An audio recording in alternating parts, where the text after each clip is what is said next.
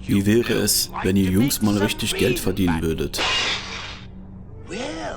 Nun, und wen müssen wir? Nein, nein. Nichts dergleichen. Verstehst du?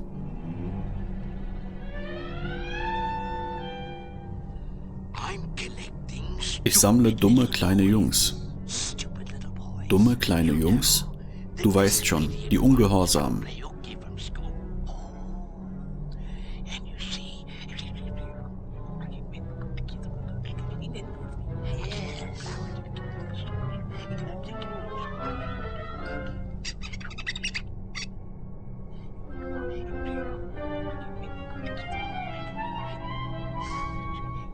Ich bringe sie zur Vergnügungsinsel.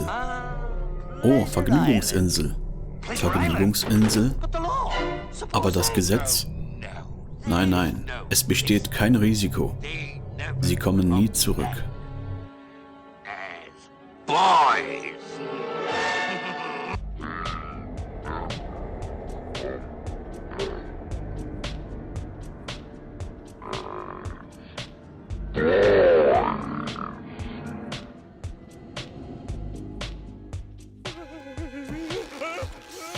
Was passiert hier?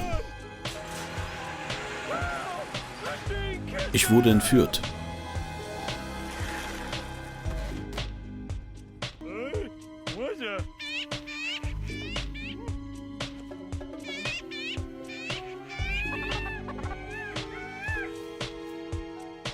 Was zum Teufel? Wie bin ich hierher gekommen? Was ist das für ein Ort? Das ist die Insel. Wie komme ich hier raus? Oh, niemand verlässt die Insel.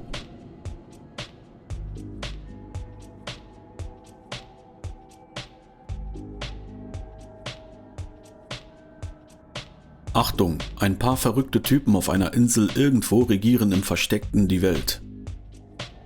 Simpson-Macher taucht mehrfach in Epstein-Akten auf. In dieser Szene in der Serie Santa Claus wurde scheinbar versehentlich das Wort Satan erzeugt.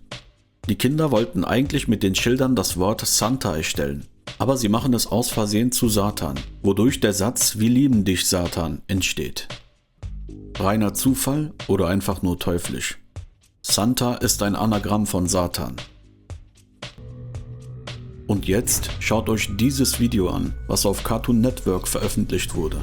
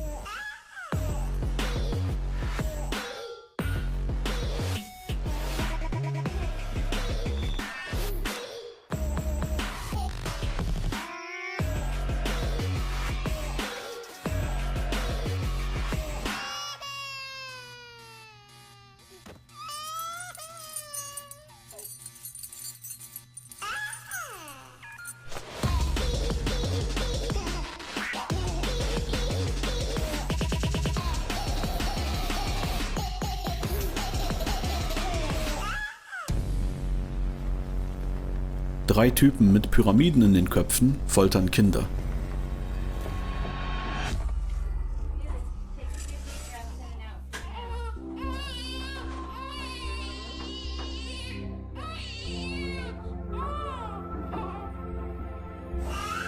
Was brauchst du mehr, um dir zumindest Gedanken zu machen?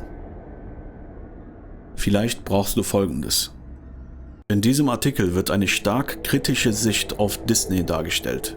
Was zuerst wie eine scheinbar harmlose Kinderunterhaltung aussieht, könnte düstere Aspekte verbergen. Zunächst wird erklärt, dass Disney für viele Menschen ein wichtiger Teil der Kindheit ist und als unschuldig gilt.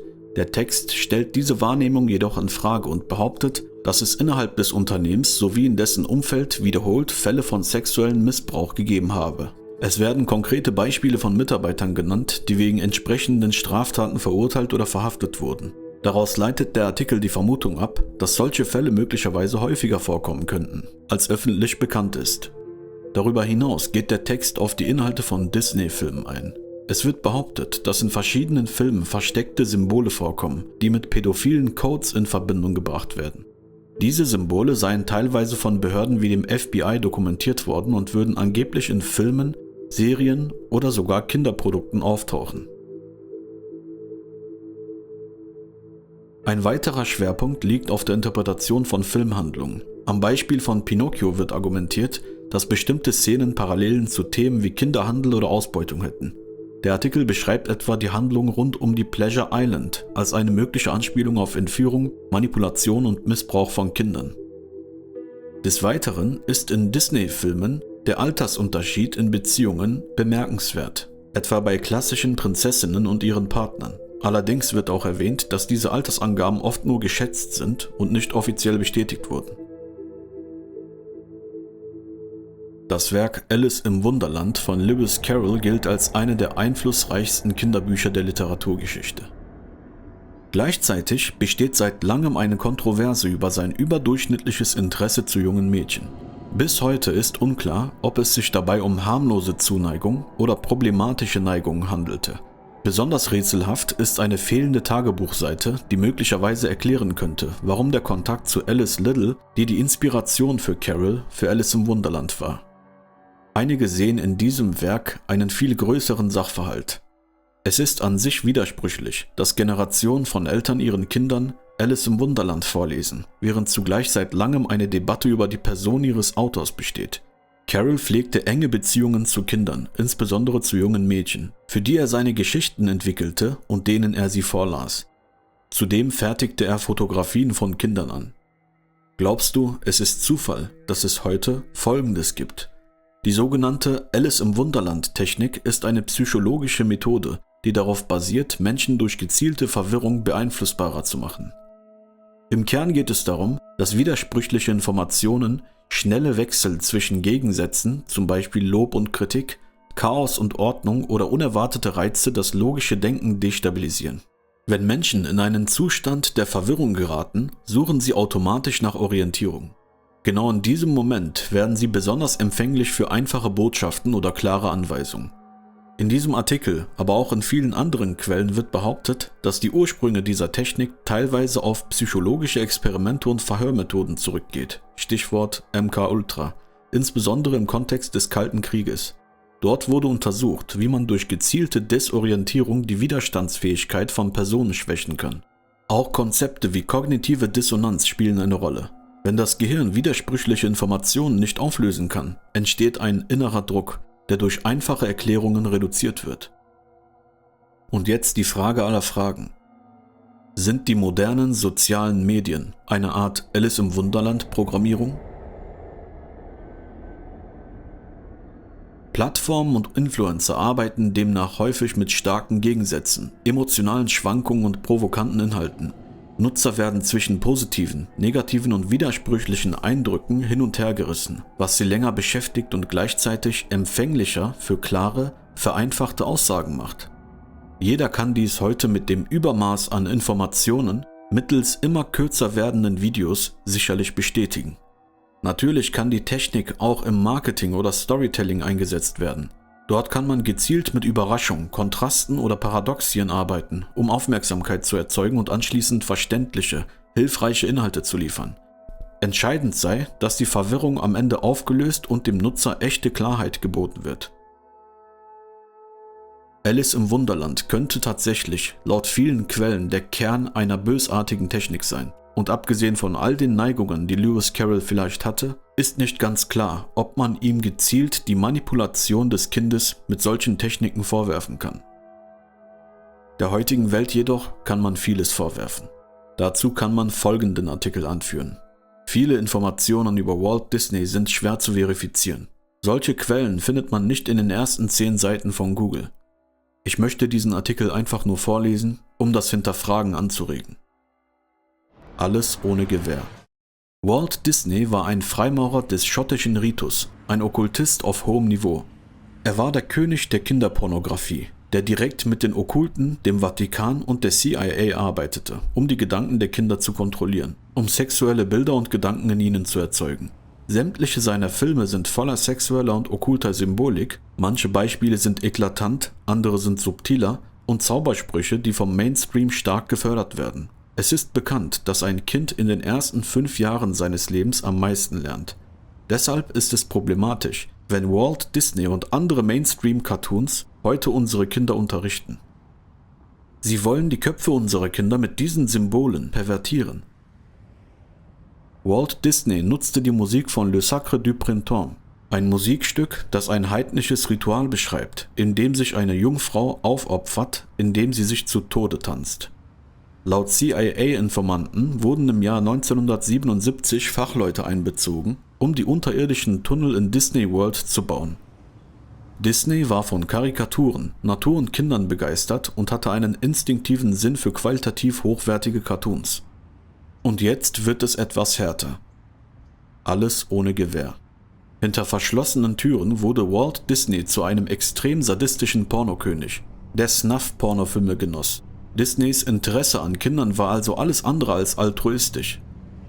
Die Habsburger, eine der 13 Illuminatenblutlinien, betrieben einen Sexsalon in Wien, wo ein Pornograf namens Felix Salten eingestellt wurde.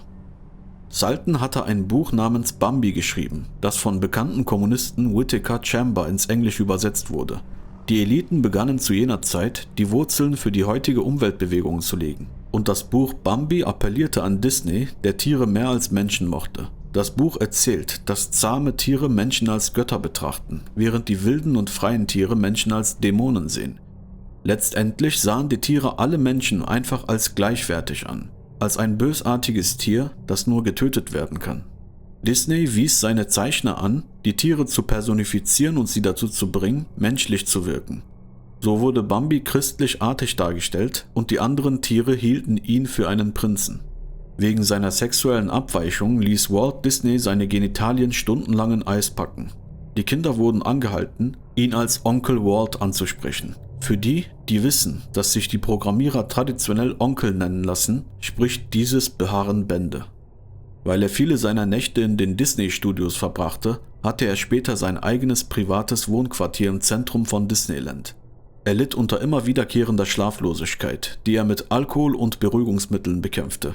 Der Wert seines Besitzes, als er 1996 starb, betrug $35 Millionen, von denen Lillian, seine Frau, die Hälfte erbte. Vor seinem Tod interessierte er sich für Kryogenen und wollte seine Leiche einfrieren lassen. Vielleicht ist sein Körper tatsächlich irgendwo in Kalifornien eingefroren. Des Weiteren wird erwähnt, dass Onkel Walt ein uneheliches Kind sei, das in einem Haus voller Missbrauch aufgezogen wurde. Isabelle, seine wahrscheinliche Mutter, arbeitete 1905 als Dienstmädchen in seinem Elternhaus. Wir sehen, dass in den vergangenen Jahren immer wieder Fälle von Fehlverhalten und Missbrauchsvorwürfen im Umfeld von The Walt Disney Company öffentlich geworden sind. Diese wurden von etablierten Medien aufgegriffen und berichtet. In diesem Artikel der Frankfurter Rundschau von 2019 heißt es zum Beispiel: Dem Kindermythos Disney droht in den USA ein schwerer Schaden. Seit der TV-Sender CNN das Ergebnis einer 6-monatigen Recherche veröffentlicht hat, wonach Dutzende von Disney-Angestellten des Kindesmissbrauchs beschuldigt werden, ist in Amerika eine Debatte über die Frage ausgebrochen, ob Themenparks wie Disney World, Universal Studios oder SeaWorld Pädophilie geradezu anziehen und ermutigen. Seit 2006 sollen dem Bericht zufolge mindestens 52 Männer festgenommen worden sein, denen der Besitz von kinderpornografischem Material sowie Versuche vorgeworfen werden, über das Internet Kontakt zu Mädchen und Jungen hergestellt zu haben, um mit ihnen Sex zu haben.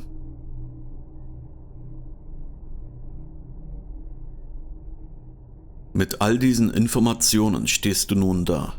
Glaubst du es? So viel Schockierendes auf einmal, nicht wahr? Oder fühlst du dich gerade etwa wie Alice im Wunderland? Sicherlich alles Schwachsinn. Kann es wirklich sein, dass Inhalte für Kinder eine tiefere, problematische Ebene besitzen? Jeder ist gefordert, selbstkritisch abzuwägen und bewusst zu hinterfragen, was der nächsten Generation vermittelt wird. Kinder sind täglich einer Vielzahl von Eindrücken und Produkten ausgesetzt. Unabhängig davon, ob man an die neurologische Wirkung unterschwelliger Botschaften glaubt, bleibt ein Gedanke bestehen. Wenn auch nur die Möglichkeit existiert, dass Inhalte gezielt und bewusst manipulativ gestaltet sind, sollte dies ein klares Unbehagen auslösen und den Impuls, genauer hinzusehen. Warum machen das diese Menschen wirklich? Warum sind immer kranke, perverse Menschen so mächtig? Müsste es nicht umgekehrt sein? Und man beobachtet es tatsächlich. Einige der gezeigten Beispiele wirken zu präzise, um sie einfach als Zufall abzutun. Gleichzeitig beobachten wir einen tiefgreifenden Wandel. Traditionen, religiöse Werte und kulturelle Bräuche verlieren zunehmend an Bedeutung. An ihre Stelle treten Hedonismus, Reizüberflutung, Konsum und die permanente Suche nach unmittelbarem Genuss. Gleichzeitig nehmen psychische Probleme zu. Ebenso wie die Teilnahme an radikalen Internet-Subkulturen, die zu Gewalttaten gegen unschuldige Menschen führen. Wenn Kinder schon täglich mit den Werken solcher perversen Menschen gefüttert werden, wird es immer wieder Kinder geben, die in der Zukunft selbst einen pathologischen Charakter entwickeln. Inmitten dieser Entwicklung entsteht ein Gefühl von Orientierungslosigkeit, als würde man sich in einer verzerrten Realität bewegen. Irgendwo zwischen Faszination und Chaos.